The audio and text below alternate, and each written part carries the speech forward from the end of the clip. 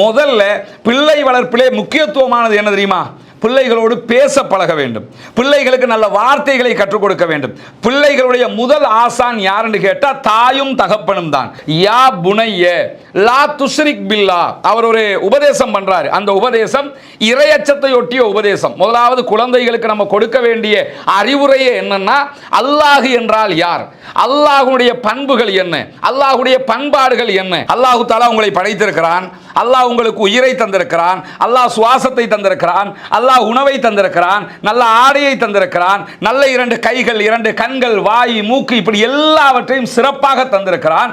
தந்த அந்த இறைவனுக்கு மாற்றமாக இறைவனை வணங்காது வேறு ஒருவரிடத்தில் போய் கையேந்துகிறோம், அல்லது வேறு ஒருவரை கடவுள் என்று நினைக்கிறோம். அப்படி நினைத்தால் அது இணை வைப்பு, அது ஷிர்க், அது மிகப்பெரிய ஒரு அநியாயம் என்று தன்னுடைய மகனுக்கு ஆரம்பமாகவே சொல்லிக் கொடுக்கிறாங்க. இங்க பல கட்டங்கள்ல இறைவனை நம்ம எப்படி டெலிவர் பண்றோம்னு சொன்னா, பிள்ளை இடத்துல பயந்த ஒரு கருத்தை கொண்டு போய் சேர்க்கிற விதமான செய்திகளையும் சொல்கிறோம். குழந்தை பிள்ளையா இருப்பான், இறைவன் நரகத்துல போட்டுருவான், இறைவன் சுற்றுவான், இறைவன் நெருப்புல போட்டுருவான். இது தண்டனைக்குரிய பகுதி. அதை விட ஆழமான பகுதி எதுன்னு சொன்னா இறைவனுடைய கருணை, இறைவனுடைய அன்பு, இறைவனுடைய பாசம். அல்லாஹ் எப்படிப்பட்டவன் தெரியுமா? தாயை விட பல மடங்கு இரக்கம்.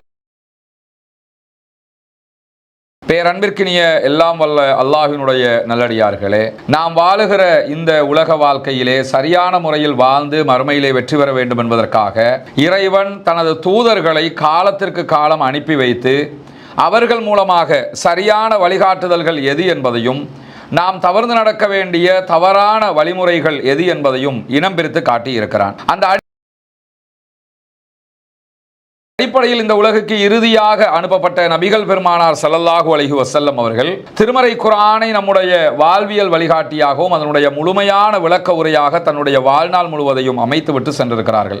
ரசூலுல்லாஹி ஸல்லல்லாஹு அலைஹி வஸல்லம் அவர்கள் காட்டிய வழிமுறைகள் படியும் திருமறை குர்ஆனுடைய வழிகாட்டல் பிரகாரமும் யாரெல்லாம் இந்த உலக வாழ்க்கையை அமைத்துக் கொள்கிறார்களோ அவர்கள் அத்தனை பேரும் நாளை மறுமையிலே சொர்க்கத்தில் நுழைவார்கள் என்றும், இந்த வழிகாட்டுதல்களுக்கு மாற்றமாக வாழக்கூடியவர்கள் கண்டிப்பாக நாளை மறுமையிலே நரகத்தில் நுழைவிக்கப்படுவார்கள் என்றும் புனிதமிக்க இஸ்லாமிய மார்க்கம் நமக்கெல்லாம் கற்றுத்தருகிறது. அந்த அடிப்படையில் இஸ்லாத்தை அதன் தூய வடிவத்திலே ஏற்றுக்கொண்டு அதன்படியே இந்த உலகத்தில் வாழ்ந்து நாளை மறுமையிலே வெற்றி பெறுவதற்கு நாம் அத்தனை பேரும் முயற்சிக்க வேண்டும் என்கிற செய்தியை சொன்னவனாக, நாம் ஏற்றுக்கொண்டிருக்கக்கூடிய இஸ்லாமிய மார்க்கத்தினுடைய வழிகாட்டியாக திருமறை குர்ஆனை தந்த இறைவன் அதனுடைய விளக்க உரையாக நபிகள் நாயகம் ஸல்லல்லாஹு அலைஹி வஸல்லம் அவர்களை நமக்கு தந்திருக்கிறான். நபிகள் நாயகம் ஸல்லல்லாஹு அலைஹி வஸல்லம் அவர்கள் இந்த உலகத்திலே வாழுகிற ஒவ்வொரு மனிதர்களும் தங்களுடைய பிறப்பு முதல் இறப்பு வரைக்கும் எப்படி வாழ வேண்டும், வாழ்க்கையை எப்படி அமைத்துக் கொள்ள வேண்டும், வாழ்வினுடைய பண்புகள் பண்பாடுகள் எப்படி இருக்க வேண்டும் என்று ஒவ்வொன்றையும் அணு அணுவாக நமக்கு கற்றுத்தந்திருக்கிறார்கள். கற்றுத்தந்தது மட்டுமல்லாமல் தன்னுடைய வாழ்நாளில் வாழ்க்கையாகவே வாழ்ந்தும் காட்டி இருக்கிறார்கள். எனவே அல்லாஹ்வுடைய தூதர் ஸல்லல்லாஹு அலைஹி வஸல்லம் அவருடைய வாழ்க்கை என்பது வெறுமனே ஒரு ஏட்டுச் சுரைக்காய் போன்று இருக்கக்கூடிய ஒன்று அல்ல. ஏடுகளுக்குரிய ஒன்றாக, எழுத்துகளுக்குரிய ஒரு தத்துவமாக ரசூலுல்லாஹி ஸல்லல்லாஹு அலைஹி வஸல்லம் அவர்கள் தன்னுடைய வாழ்க்கையை அமைக்காமல் தானே வாழ்ந்து காட்டி இப்படித்தான் வாழ வேண்டும், ஒரு மனிதனால் இப்படியெல்லாம் வாழ முடியும் என்பதையும் நமக்கு எடுத்து காட்டிவிட்டு சென்றிருக்கிறார்கள். திருமறை குர்ஆனுடைய வழிகாட்டுதல்களை நம்ம எடுத்து பார்த்தோம் என்று சொன்னா, திருமறை குர்ஆன் மிக அழகான பல செய்திகளை சொல்லுகிற அதே நேரத்தில் நாம் நம்முடைய வாழ்க்கை, நம்முடைய பிள்ளைகளை எப்படி வளர்க்க வேண்டும் என்பதற்கான மிக தத்ரூபமான பல செய்திகளையும் நமக்கு கற்றுத்தருகிறது. இன்னைக்கு நம்ம உலக வாழ்க்கையில பார்க்கிறோம், நிறைய பிள்ளை வளர்ப்புல அல்லது குழந்தைகளுடைய செயல்பாடுகளில் எப்படியான மாற்றங்கள் ஏற்படுகிறது, அவர்களை ஒரு சரியான வழியில் கொண்டு செல்வது எப்படி என்பதை பற்றிய புரிதல் இல்லாத ஒரு நிலைமையை நம்ம நேரடியாகவே பார்க்க முடிகிறது. ஒவ்வொரு இளைஞர்களும் ஒரு பருவத்தை எட்டுவதற்கு முன்பதாகவே தாங்கள் போதை வயப்படுகிறார்கள், அல்லது சினிமாக்கள், கூத்துக்கள், பாட்டுக்கள் என்று அந்த பகுதிகளில் சீரழியக்கூடிய காட்சிகளை பார்க்க முடியும். அதை தாண்டி பல குற்றங்களில் ஈடுபடக்கூடிய பிள்ளைகளை, குழந்தைகளை, இளைஞர்களை, இளம் பெண்களை நம்ம பார்க்க முடிகிறது. இப்படியானவர்கள் எல்லாம் இப்படி உருவாகாமல் இருக்க வேண்டும் என்று சொன்னால் திருமறை குர்ஆனுடைய வழிகாட்டலையும் நபிகள் நாயகம் ஸல்லல்லாஹு அலைஹி வஸல்லம் அவர்களுடைய வழிகாட்டுதல்களையும் நம்ம ஆரம்பம் முதலாகவே பிள்ளைகளுக்கு கொடுக்க வேண்டும். அந்த அடிப்படையில் திருமறை குர்ஆனுடைய மிக அழகான ஒரு வழிகாட்டல், ஒரு அத்தியாயம் இருக்கிறது, சூரா லுக்மான். லுக்மான் என்கிற ஒரு மனிதர் இவர் ஒரு நபியாண்டு பார்த்தீங்கன்னா இவர் ஒரு நபி கிடையாது.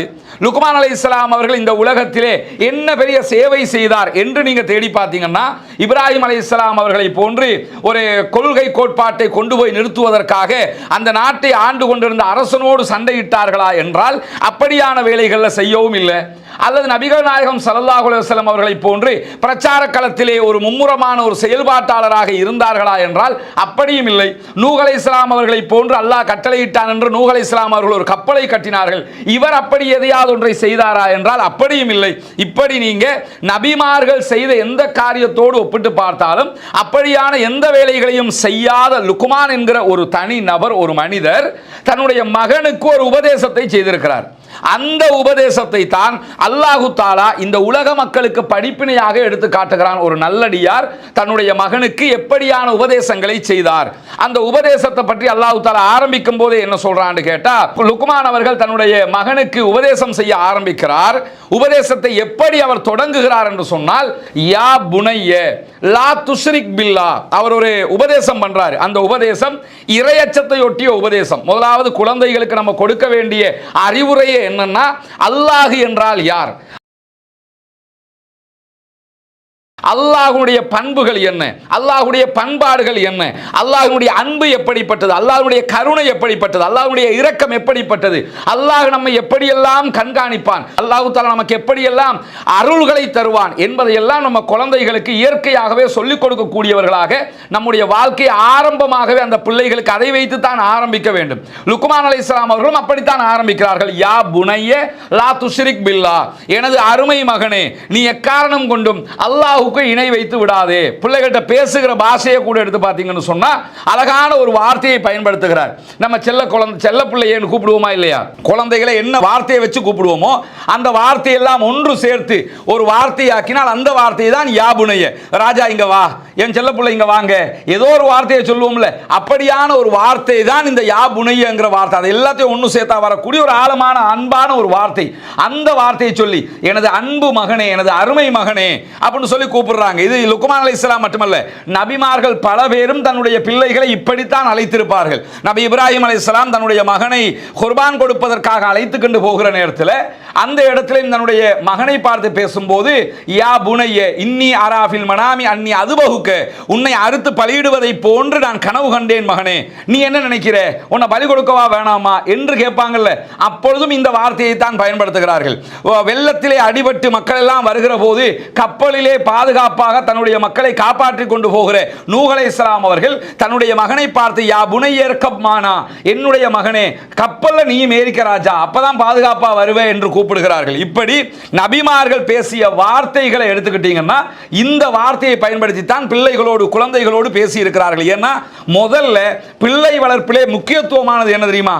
பிள்ளைகளோடு பேச பழக வேண்டும், பிள்ளைகளுக்கு நல்ல வார்த்தைகளை கற்றுக் கொடுக்க வேண்டும். பிள்ளைகளுடைய முதல் ஆசான் யாருன்னு கேட்டால் தாயும் தகப்பனும் தான். குடும்பத்தில் இருப்பவர்கள் தான் முதலாவது ஆசிரியர்கள். அவர்களிடமிருந்து தான் பிள்ளை எல்லாவற்றையும் படித்துக் கொள்கிறது. ஆனால் நிறைய வார்த்தைகளை பார்க்குறோம், கேட்க சகிக்க முடியாத வார்த்தைகள், அதை கைதட்டி சிரிக்கக்கூடிய பெற்றோரை எல்லாம் நம்ம பார்க்கிறோம். ஆனால் லுக்மான் அலைஹிஸ்ஸலாம் அவர்கள் எப்படி அழகான ஒரு வார்த்தையை பேசுறாங்க, எனது அருமை மகனே, எனது அன்பு மகனே என்று அழைத்து, லா துஷ்ரிக் பில்லா, எக்காரணம் கொண்டு நீ அல்லாஹ்வுக்கு இணை வைத்து விடாதே. இன்ன ஷிர்க லதுலுமுன் அலீம். ஷிர்க் என்பது, இணை வைத்தல் என்பது சாதாரண ஒரு காரியம் அல்ல, அது மிகப்பெரிய அநியாயம். அல்லாஹ் தஆலா உங்களை படைத்திருக்கிறான், அல்லாஹ் உங்களுக்கு உயிரை தந்திருக்கிறான், அல்லாஹ் சுவாசத்தை தந்திருக்கிறான், அல்லாஹ் உணவை தந்திருக்கிறான், நல்ல ஆடையை தந்திருக்கிறான், நல்ல 2 கைகள், 2 கண்கள், வாய், மூக்கு, இப்படி எல்லாவற்றையும் சிறப்பாக தந்திருக்கிறான். தந்த அந்த இறைவனுக்கு மாற்றமாக இறைவனை வணங்காது வேறு ஒருவரிடத்தில் போய் கையேந்துகிறோம். வேறு ஒருவரை கடவுள் என்று நினைக்கிறோம். அப்படி நினைத்தால் அது இணை வைப்பு, அது ஷிர்க், அது மிகப்பெரிய ஒரு அநியாயம் என்று தன்னுடைய மகனுக்கு ஆரம்பமாகவே சொல்லிக் கொடுக்கிறாங்க. நீ அல்லாஹ்வை வணங்கனு, அல்லாஹ் அல்லாத யாரையாவது வணங்கினு சொன்னா அது மிகப்பெரிய அநியாயம் ராஜா. இவ்வளவு அருள் தந்திருக்கிற ஒருவனை புறக்கணித்து விட்டு வேறு எவரையாவது, எந்த விதமான சக்தியும் எந்த விதமான ஆற்றலும் எந்த விதமான ஒழுங்கும் ஒழுக்கமும் இல்லாத ஒருவரை நீங்கள் எப்படி போய் வணங்க முடியும் என்பதுதான் லுக்மான் அலைஹிஸ்ஸலாம் அவர்களுடைய அந்த வார்த்தையினுடைய தத்ரூபமான செய்தி என்கிறத நம்ம பார்க்க முடிகிறது. அது மட்டுமல்ல, லா துஷ்ரிக் பில்லா, அல்லாஹ்வுக்கு இணை வைக்காதே என்று சொல்லிவிட்டு சும்மா விடல அவரு. இணை வைப்பு என்றால் என்ன அப்படின்னு சொல்லி குழந்தைக்கு மிக அழகாக தத்ரூபமாக புரிய வைக்கிறார். அந்த இணை வைப்பை பற்றி அவர் புரிய வைத்த அழகு இருக்குதுல்ல, புரிய வைத்த முறை இருக்குதுல்ல, அதுதான் இந்த உலகத்திலேயே மிக சிம்பிளான முறை. அழகாக அவர் பிள்ளைக்கு பாடம் நடத்துறாரு பாருங்க. யா புனைய இன்னஹா இன்தகும் இஸ்கால ஹப்பத்தின் மின் ஹர்தலின் ஃபதகுன் ஃபீ ஸஹ்ரத்தின் அவு ஃபீ ஸமாவாத்தி அவு ஃபில் அர்த் யஅதி பிஹல்லாஹ். அல்லாஹு தாலா எப்படிப்பட்டவன் என்கிறத சொல்லி காட்டி அல்லாஹ்வுக்கு நீங்கள் இணை வைக்காதீர்கள் என்பதை அவர் பாடமாக எடுக்கிறார். சொல்லும் போது என்ன சொல்றாருன்னா, யா புனைய, எனது அருமை மகனே, இன்னஹா இன்தகும் இஸ்கால ஹப்பத்தின் மின் ஹர்தல், ஒரு கடுகு அல்லது அதை விட ஒரு சிறிய பொருள், ஃபதகுன் ஃபீ ஸஹ்ரத்தின், அது ஒரு கற்பாறைக்குள் இருக்கிறது என்று வைத்துக்கொள். ஒரு கற்பாறை இருக்குது, அதுக்குள்ள கடுகு அல்லது அதை விட ஒரு சின்ன பொருள் இருக்கிறது. அவு ஃபீ ஸமாவாத், அல்லது வானங்களுக்குள் இருக்கிறது. அவு ஃபில் அர்த், அல்லது பூமிக்கு அடியிலே இருக்கிறது. யாருக்காவது தெரியுமா? யாருக்காவது கொண்டு வர முடியுமா? வானங்களுக்கு உள்ளே இருக்கிறது. சேட்டலைட்டுகளால் கண்டுபிடிக்க முடியுமா? கண்டுபிடிக்க முடியாது. பூமிக்கு அடியிலே இருக்கிறது. எந்த ஒரு நவீன கருவியாலையும் கண்டுபிடிக்க முடியுமா? கண்டுபிடிக்க முடியாது. பாறைக்குள் இருக்கிறது. கண்டுபிடிக்க முடியுமா? கண்டுபிடிக்க முடியாது எனும் போது யஅதி பிஹல்லாஹ், அது யாருக்கு தெரியும்னா, நீங்க கண்டுபிடிச்ச சேட்டலைட்டுக்கு தெரியாது, நீங்க கண்டுபிடிச்சிருக்கக்கூடிய நவீன கருவிகளுக்கு தெரியாது, உங்களுடைய விஞ்ஞானிகளுக்கு தெரியாது. யஅதி பிஹல்லாஹ், அல்லாஹுக்கு அது தெரியும். அல்லாஹ் எப்படிப்பட்டவன் கேட்டா, இந்த உலகத்துல யாருக்கும் தெரியாத ஒரு விவகாரம் அல்லாஹுக்கு தெரியும். அதனாலதான் பாறை சொல்லப்படுகிறது, வானங்கள் சொல்லப்படுகிறது, பூமியும் சொல்லப்படுகிறது. ஒன்ன மட்டும் சொல்லிட்டு விடல, பாறைக்குள்ள ஒன்னு இருந்தாலும் யாருக்கும் தெரியலன்னா இறைவனுக்கு அது தெரியும். வானங்களுக்குள்ள, வானம் என்று சொல்லல, வானங்களுக்குள்ள எது இருந்தாலும் அது இறைவனுக்கு தெரியும். பூமிக்குள்ள இருந்தாலும் அது ரப்புல் ஆலமீனுக்கு தெரியும். அந்த ரப்புல் ஆலமீனை தான் நம்ம வணங்க. அந்த ரப்புல் ஆலமீனுக்கு நீங்கள் இணை வைத்து விடக் கூடாது மகனே என்று சொல்லி என்ன பண்றாங்கன்னா, தன்னுடைய மகனுக்கு இணை வைப்பினுடைய பாரதூரத்தை மிக அழகாக சிம்பிளாக தெளிவுபடுத்தக்கூடிய காட்சியை இந்த அத்தியாயத்தில், இந்த பகுதியில் நம்ம பார்க்க முடிகிறது. அப்ப நம்ம என்ன பண்ணணும்னா, முதல்ல பிள்ளைகளுக்கு கற்றுக் கொடுக்க வேண்டிய விஷயம் என்ன? அல்லாஹ் அன்பானவன், அல்லாஹ் கருணையானவன், அல்லாஹு தாலா இரக்க குணம் கொண்டவன். அல்லாஹு தாலாவை நாம் வணங்க வேண்டும், அவனுக்கு நாம் இணை வைத்து விடக் கூடாது. இங்க பல கட்டங்கள்ல இறைவனை நம்ம எப்படி டெலிவர் பண்றோம்னு சொன்னா, பிள்ளை இடத்துல பயந்த ஒரு கருத்தை கொண்டு போய் சேர்க்கிற விதமான செய்திகளையும் சொல்கிறோம். இறைவன் ஒரு பக்கத்தை மட்டும் சொல்றது, குழந்தை பிள்ளையா இருப்பான், இறைவன் நரகத்துல போட்டுருவான், இறைவன் சுற்றுவான், இறைவன் நெருப்புல போட்டுருவான். இது தண்டனைக்குரிய பகுதி. அதை விட ஆழமான பகுதி எதுன்னு சொன்னா இறைவனுடைய கருணை, இறைவனுடைய அன்பு, இறைவனுடைய பாசம். அல்லாஹ் எப்படிப்பட்டவன் தெரியுமா? தாயை விட பல மடங்கு இரக்கம் உள்ளவன். நான் தந்தையாக இருக்கிறேன், என்னை விட பல மடங்கு இரக்கமானவன் நீ வணங்கக்கூடிய இறைவன். நீ கேட்கிறதையெல்லாம் அவன் தருவான். என்னால கூட தர முடியாது ராஜா, ஆனா இறைவன் நீ கேட்கிற எல்லாவற்றையும் தருவான். உன் தாய் தராத அத்தனையும் உன்னுடைய ரப்பு தருவான். அவனுக்கு எல்லா ஆற்றலும் இருக்கிறது என்று அல்லாஹ்வுடைய பவர், அல்லாஹ்வுடைய சக்தியை சொல்லிக் கொடுக்கிற அதே நேரம் அல்லாஹ்வுடைய கருணையை நாம் கற்றுக் கொடுக்க வேண்டும். அல்லாஹ் தஆலாவுடைய இரக்கத்தை கற்றுக் கொடுக்க வேண்டும். முதல்ல அல்லாஹ் தஆலா நம்மகிட்ட சொல்லும் போது பிஸ்மில்லாஹிர் ரஹ்மானிர் ரஹீம் தானே. அல்லாஹ் தஆலா ரஹ்மான், அல்லாஹ் தஆலா ரஹீம், அளவற்ற அருளாளன், நிகரற்ற அன்புடையவன். இதுக்கு மொழிபெயர்க்க முடியுமா? இதை விட என்ன மொழிபெயர்ப்பை கொண்டு வர முடியும்? அர் ரஹ்மான் என்கிற வார்த்தை அல்லாஹ் தஆலா பயன்படுத்துகிறான். அளவே இல்லாத அர் ரஹ்மான் என்கிற வார்த்தைக்கு மொழிபெயர்ப்பை நம்ம எப்படி கொடுக்கிறோம்? அளவற்ற அருளாளன், அளவே இல்லாத அருள் செய்யக்கூடியவன். அர் ரஹீம், நிகரே இல்லாத கருணை காட்டக்கூடியவன். இப்படிப்பட்ட அல்லாஹுவை பற்றிய செய்திகளை பிள்ளைகளிடத்துல முதல்ல கொடுக்கணும். இறைவன் யார் தெரியுமா? எவ்வளவு பாசமானவன் தெரியுமா? எவ்வளவு கருணையானவன் தெரியுமா? அதை சொன்னதற்கு பிறகு அந்த இறைவனுக்கு நீ இணை வைப்பது என்பது மிகப்பெரிய அநியாயம். அப்படியான ஒரு அநியாயத்தை நீ பண்ணிராத என்பதை சொல்லுவதோடு சேர்த்து இறைவன் எப்படிப்பட்ட சக்தி படைத்தவன் என்பதைத்தான் லுக்மான் அலைஹிஸ்ஸலாம் அவர்கள் கற்றுக் கொடுக்கிறார்கள். இறைவன் ஒரு கற்பாறைக்குள்ளோ, வானங்களுக்குள்ளோ, பூமிக்குள்ளோ எது இருந்தாலும் யாருக்கும் தெரியாவிட்டாலும் ரப்புல் ஆலமீனுக்கு தெரியும். எனவே அந்த இறைவனுக்கு நீங்கள் இணை வைத்து விடக் கூடாது என்பதைத்தான் தன்னுடைய மகனுக்கு மிக அழகாக கற்றுக் கொடுக்கிறார்கள்.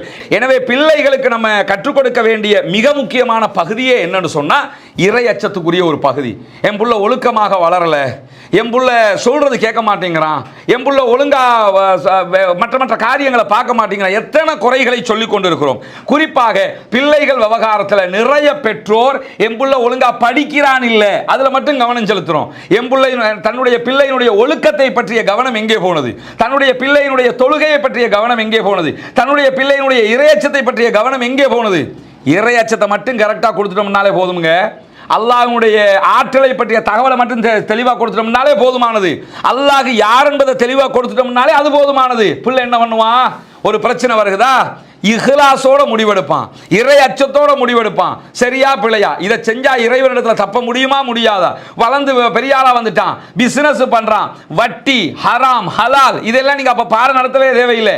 அவனுக்கே அது புரியும். மார்க்கத்தில் இது தடுக்கப்பட்டிருக்கிறது, இறைவன் இதை வேண்டாம் என்று சொல்லி இருக்கிறான், எனவே நான் இதை செய்யக்கூடாது, நான் வணங்க வேண்டிய இறைவன் அல்லாஹ் மட்டும்தான், அவன் அல்லாத யாரையும் நான் வணங்கிவிடக் கூடாது, அவன் அல்லாத யாரிடத்திலும் நான் துஆ கேட்டு விடக்கூடாது, அவன் அல்லாத யாரிடத்திலும் நான் பிரார்த்தனை செய்து விடக்கூடாது, அவனை மாத்திரம்தான் நான் வணங்க வேண்டும் என்பதுல